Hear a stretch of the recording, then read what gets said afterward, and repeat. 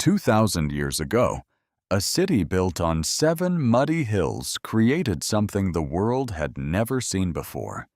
And what they built still shapes every army, every government, every road you drive on today. This is the story of the Roman army, and it starts with nothing. 753 BC, Central Italy, a cluster of wooden huts on a hilltop above a river. The people living here are farmers, shepherds. They own a few tools, a few animals, and very little else.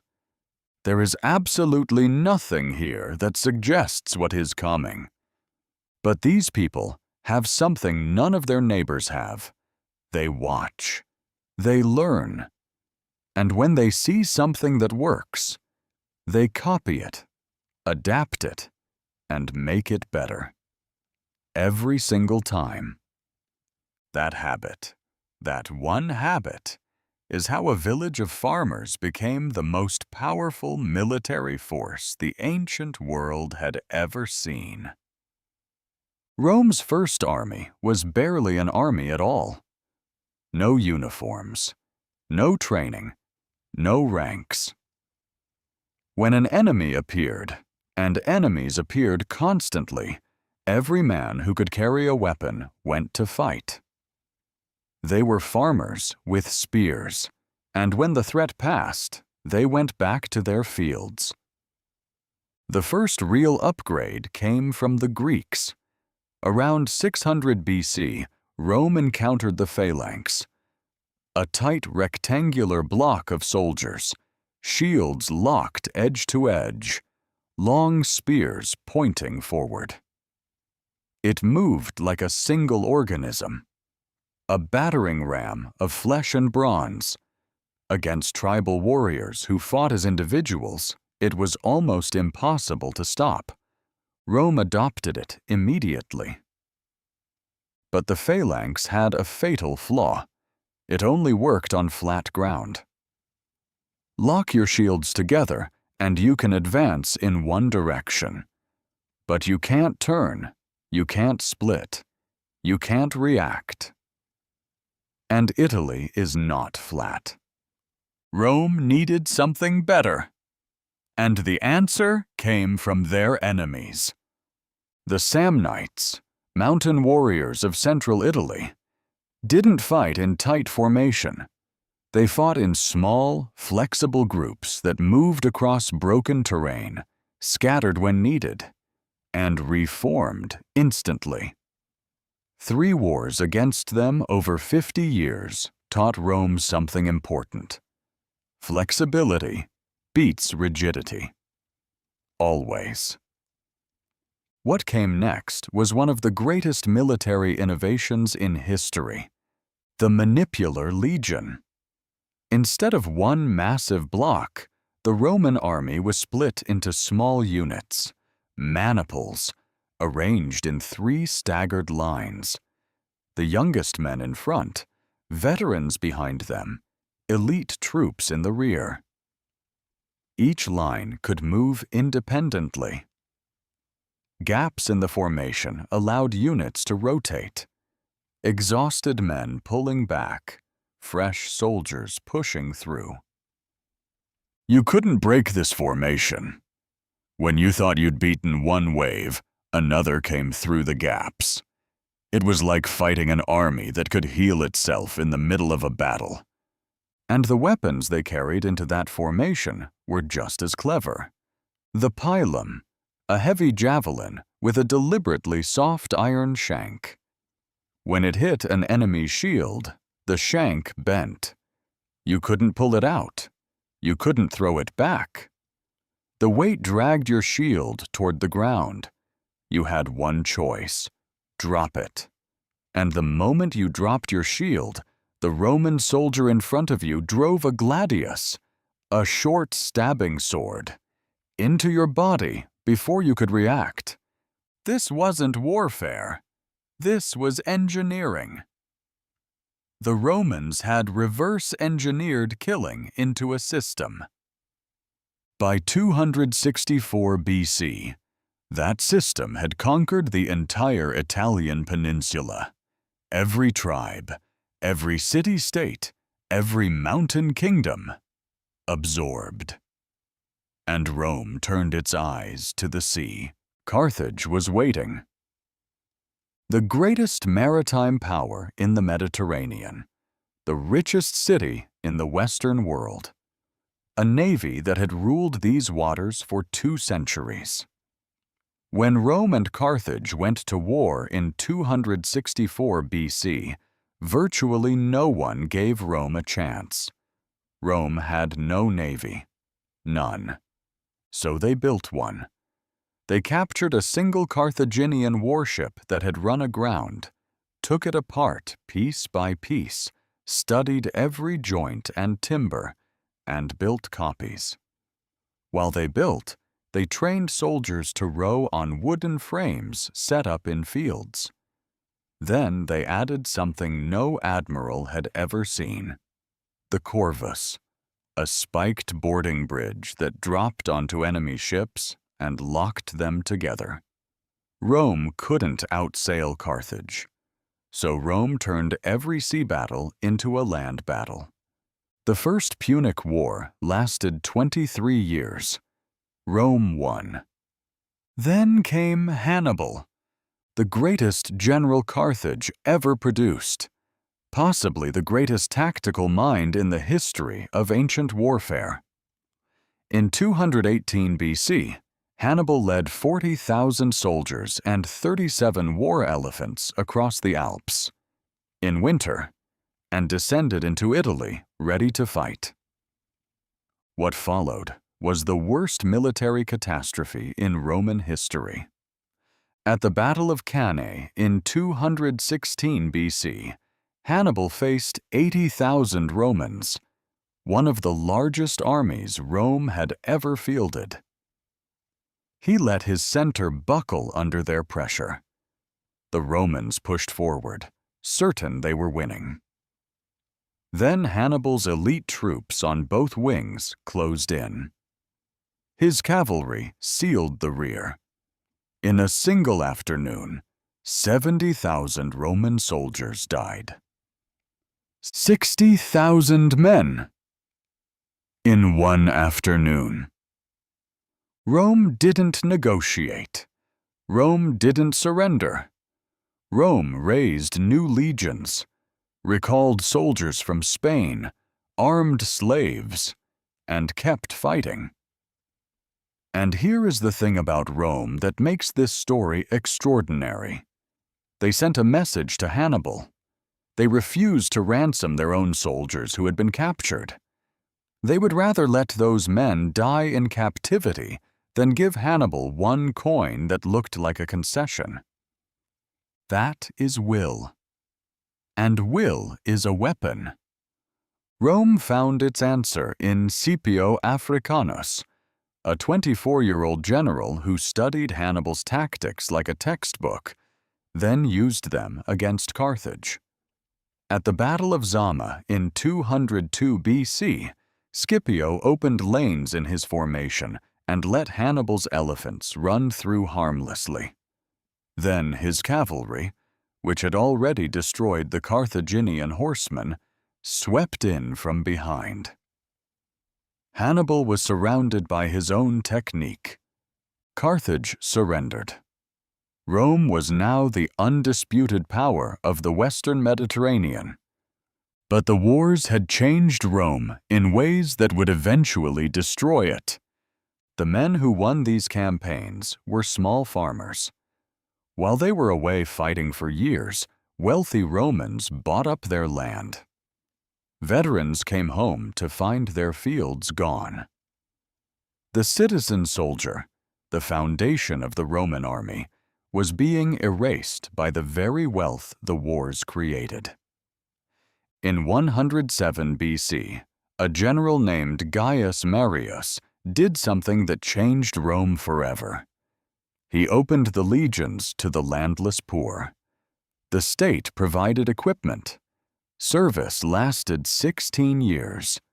And at the end, land. This created the most professional army Rome had ever produced. Marian legions trained every day. They marched 20 miles in full armor, carrying all their own equipment. They called themselves Marius's mules, and they were proud of it. But there was a problem. These soldiers were no longer loyal to Rome. They were loyal to their general, the man who paid them, led them, and would secure their land when it was over. Rome had created professional armies, and professional armies need someone to follow. Then came Caesar. Julius Caesar understood soldiers the way no general before him had. He remembered names. He fought in the front line. He shared every hardship. He rewarded publicly and punished privately. Between 58 and 51 BC, Caesar took these devoted legions into Gaul, modern France and Belgium, and subdued an entire civilization in 8 years.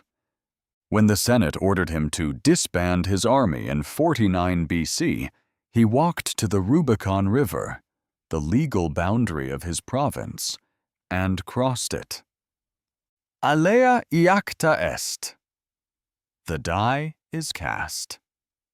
That moment ended the Roman Republic. It began everything that came after. Caesar's heir, Augustus, built the army into something permanent.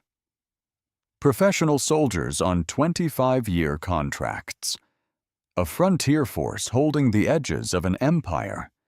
A career structure from recruit to centurion to officer. The army was no longer an emergency measure. It was an institution. The imperial Roman legionary was the finest equipped soldier the ancient world had ever seen. Lorica segmentata plate armor that stopped arrows and sword cuts. A curved rectangular shield that was also a weapon. Slam it into an enemy's face, then stab over the rim before he recovers. A gladius, a pilum, hobnailed sandals that lasted hundreds of miles. And every legionary was also an engineer. On the march, the army built a fortified camp every single night. Ditches, walls, gates, towers, organized streets. In one day, every day, without fail. Their siege equipment could crack any city. Their roads connected every corner of an empire of 70 million people.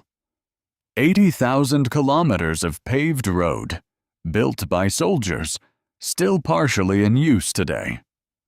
During the Pax Romana, 2 centuries of relative peace from Augustus to Marcus Aurelius, 30 legions held a frontier stretching from Hadrian's Wall in Scotland to the Sahara Desert. 150,000 men maintaining the borders of the most prosperous civilization the Western world had ever seen. And then it ended. Not suddenly, not in one battle, but slowly, piece by piece, over 3 centuries. After Marcus Aurelius died in 180 AD, Rome had more than 50 emperors in 50 years. Most were generals who seized power, held it briefly, and were killed by rivals. The legions that should have been on the frontiers were marching on Rome. The frontiers, left undefended, began to crack. The currency was debased. Inflation destroyed trade. Tax revenues collapsed. There was less money to pay soldiers, so soldiers were less loyal, so they overthrew emperors more often, so there was less money. The spiral fed itself. The army that Augustus had built, the pillar of the empire, had become its most destructive force. Rome tried to stabilize. Diocletian and Constantine reorganized everything. Constantine moved the capital to Constantinople and split the empire in two. But in the West, the legions slowly stopped being Roman. Germanic warriors, Goths, Franks, Vandals, filled the ranks, loyal to their commanders and their pay rather than to Rome as an idea. In 376 AD, a massive Gothic force crossed the Danube into Roman territory, refugees fleeing the Huns from the east. Rome resettled them, and then Roman officials cheated them, starved them, and enslaved their children. The Goths rose in revolt. At Adrianople in 378 AD, they destroyed the Eastern Roman field army and killed the Emperor Valens. It was the worst Roman military disaster in 6 centuries. Rome never fully recovered. On September 4th, 476 AD, the Germanic chieftain Odoacer deposed the last Western Roman emperor, a teenager named Romulus Augustulus, and sent his crown to Constantinople. He didn't even bother claiming the title of emperor. There was no point. The Western Roman army didn't fall in battle. It simply stopped being what it had been. The men were still there. In some places, the equipment was still there.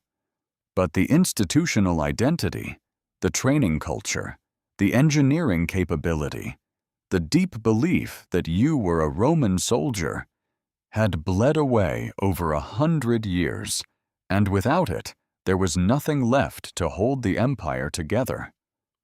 But here is what the end of Rome actually means. Every army that came after them was influenced by what Rome built. The Byzantine Empire kept the legionary system alive for another 1,000 years. Napoleon modeled his corps on the manipular legion. Military academies today still study the Battle of Cannae, a battle fought in 216 BC, as the textbook example of encirclement, the modern chain of command, the engineering corps, the concept of unit cohesion, the professional standing army, the idea that logistics, roads, supply lines, fortified bases, decide wars before the first sword is drawn. All of it traces back to those farmers on a muddy hilltop above the Tiber River. The legions are gone. But in the roads we drive on, the laws that govern our courts, the languages we speak, and the armies we build, Rome never truly disappeared. It became everything that came after it. If this story captured you, the next one is already waiting. Subscribe and hit the bell. We cover one military history story every week, and none of them are short.